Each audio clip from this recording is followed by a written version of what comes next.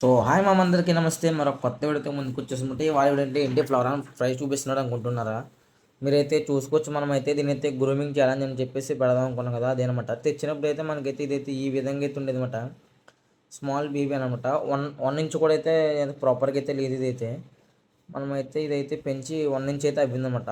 ఇప్పటి నుంచి అయితే గ్రూమింగ్ సిరీస్ అయితే స్టార్ట్ అయితే చేద్దామని చెప్పి స్టార్ట్ చేశాననమాట నేనైతే. నేనైతే స్టార్ట్ చేసి ఆల్రెడీ ఒక 5 డేస్ అయితే కంప్లీట్ అయితే అయిపోయింది. ఇప్పుడైతే వీడియో అయితే పెడుతున్నమాట నేనైతే మీకైతే.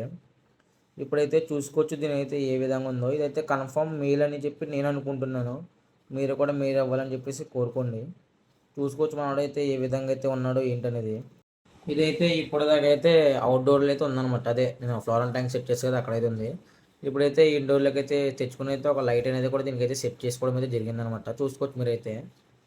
నేనైతే దీనికైతే ఫ్రోజన్ ఆట్‌మే అయితే ఫీడ్ చేసుకుంటున్నాననమాట. నేనైతే ఒక డైలీ అయితే ఫ్రోజన్ ఆట్‌మే ఫీడ్ చేస్తాననమాట.